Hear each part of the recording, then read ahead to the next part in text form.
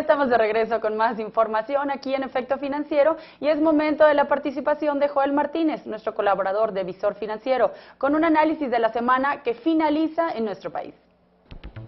Nos encontramos aquí en el piso de remates de la Bolsa Mexicana de Valores, en Paseo de la Reforma, con Joel Martínez. Él es director de Visor, director general de Visor Financiero, para platicar de un tema. Joel, bienvenido, buenas noches. Buenas noches, Efraín, gracias por invitarme. Es el mercado bancario de Europa, ¿no?, que está dando muchas pulgas.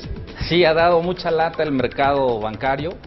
De hecho, es el culpable de que el tipo de cambio se fuera de julio al 11.70, más o menos, que promediaba julio del 2011, hasta 14 pesos en diciembre. Pero explícame, ¿cómo es esa mecánica? ¿Qué tienen que ver los bancos de allá? Bueno, tienen que ver mucho los bancos europeos, llámese el BBVA de España, el Santander de España, el Credit Suisse, el Crédit Agricole.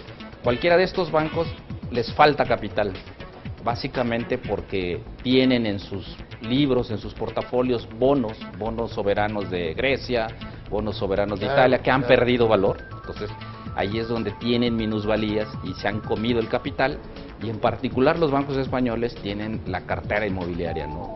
La gente que les ha dejado de pagar, y eso también les consume capital. ¿Y qué hacen? Pues bueno, repatriar utilidades del resto del mundo, porque el fenómeno no solo ha sido en México, sino en todo el mundo, y el cierre de ejercicio provocó que las utilidades, bueno, el 75%, porque al menos en México operan como filiales, y el 25% lo tienen que reinvertir, lo demás se lo pueden llevar.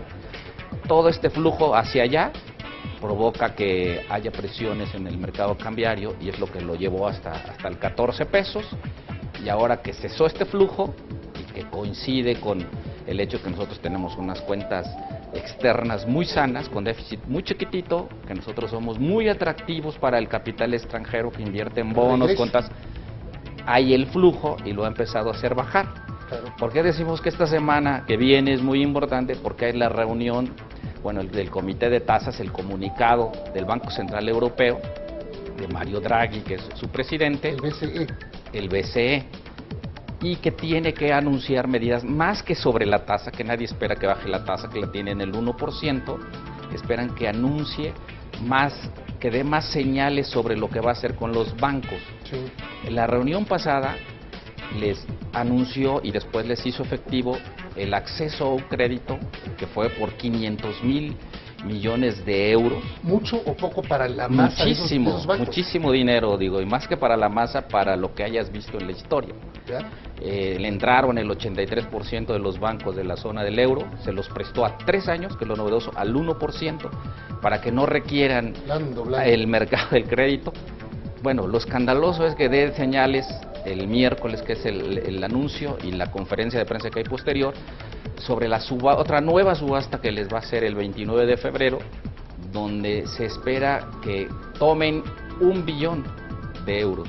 Más que cantidades, a 3 años se está especulando que sea el 0.5, para prácticamente sacar a los bancos de la necesidad del crédito y empezar a hablar con ellos de tú a tú, yo creo, para que los saneen, les purguen la cartera, empiecen a hacer sus quebrantos, empiecen a ver dónde sacan capital.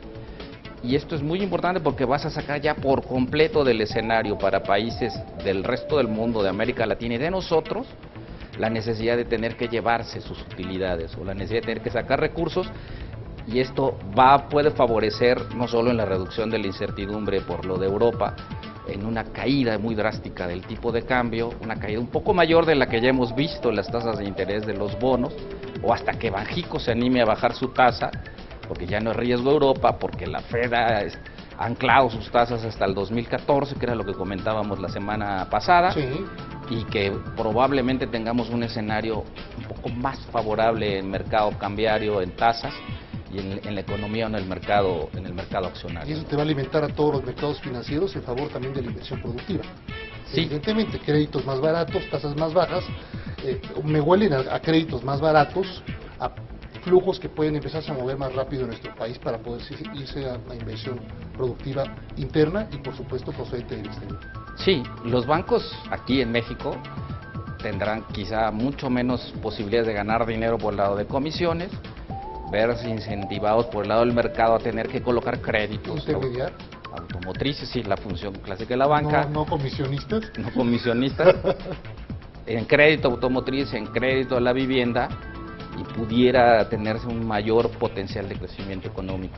Además de los otros que ya todos conocemos, ¿no? Que es el gasto del fin de sexenio de las campañas electorales y algunos otros factores internos, como es el atractivo que están sufriendo las inversiones extranjeras. Están viendo las inversiones extranjeras en México, como la automotriz. La Coca-Cola acaba de anunciar 5,000 millones en 5 años, 1,000 este año. Todo esto puede generarse en una dinámica positiva para los mercados financieros mexicanos. Lo que hay que estar entonces muy águilas para esta semana es cómo va a darse esta reunión del Banco Central Europeo, y de ahí ya platicaremos con Joel la próxima semana a ver qué es lo que podemos también analizar rumbo a las siguientes semanas y los próximos meses. Joel Martínez, director general de Visor Financiero, gracias por haber estado aquí por supuesto, en Efecto Financiero. Gracias, Efraín, gracias por invitarme. Buenas noches. Buenas noches. Vámonos ahora con información sobre el sector automotriz. Es momento de ir con la analista Arely Villeda. Arely Villeda, ella es analista corporativa de Visor Financiero, nos va a platicar al respecto. Bien, buenas noches. Buenas noches. Anda por ahí el tema, ¿no? Algo tenemos en México que nos diferencia de otros mercados factibles para la inversión de ellos. Sí, efectivamente, México representa para la industria automotriz ventajas competitivas y comparativas inigualables, envidiables para cualquier otro país. En el caso específico de México, la ventaja comparativa que significa su ubicación geográfica es envidiable. ¿Qué otra belleza aparte de la ubicación geográfica? ¿La mano de obra? La mano de obra calificada, su costo. Y sobre todo, en el caso de México, la cercanía que tenemos con Estados Unidos, al ser el mercado más grande en el mundo, ¿no? Simplemente en el 2011 nosotros exportamos el 63.5% de la producción total. Sí, o sea, esto que estás diciendo es fundamental, porque podemos hablar de que China es el nuevo motor, el futuro. Ciertamente Estados Unidos mueve los mercados mucho más rápido, mucho más dinámicamente, y lo estamos viviendo en estos momentos. Sí, y México en gran medida le puede cubrir esa demanda que tiene Estados Unidos. Además, nosotros tenemos un tratado de libre comercio, lo que nos brinda una ventaja adicional con algunos otros países. ¿Qué montos traen en conjunto estas tres? ¿Qué empresas son las tres orientales? En los últimos 12 meses, las inversiones son de Honda, de Mazda y Nissan. Esta última es la más reciente y es por un monto de $2,000 millones. Es una cantidad importante. Así es. Y es sobre todo para lo que es la construcción de una nueva planta en Aguascalientes. ¿Son armadoras? Sí, principalmente son armadoras, ¿no? ¿Qué otra cosa, aparte de armadoras? Porque dices principalmente, pero también vienen con algún otro tipo de inversión. En el caso de Nissan, la primera etapa implica lo que son la construcción de vehículos de la plataforma B. Ajá. Y más adelante también van a consolidar lo que son autopartes. Van a incluir autopartes. Fíjate, entonces es producción de autopartes y producción de terminal. Así es. ¿No? De automóviles para exportación, gran parte de ellos, ¿no? Así es. ¿Esto qué impacto le ves tú que tiene en la economía regional de esta zona del país?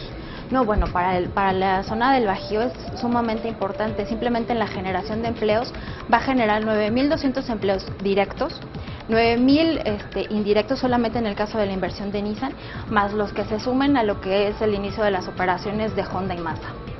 Y la derrama además puede empezar a generar atractivos para otras empresas que también vengan rodeando, digamos, de manera satelital a la inversión de estas tres armadoras.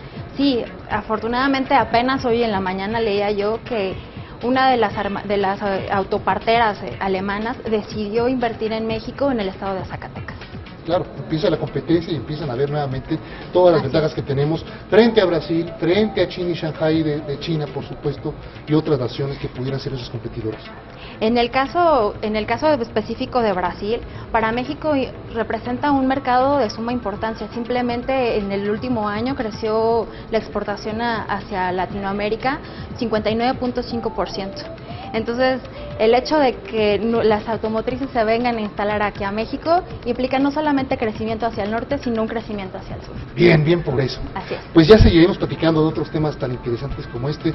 Arely Villeda, ella es analista corporativa de Visor Financiero, aquí, por supuesto, en Efecto Financiero. Gracias, buenas noches por haber estado con nosotros. Muchísimas gracias a ti.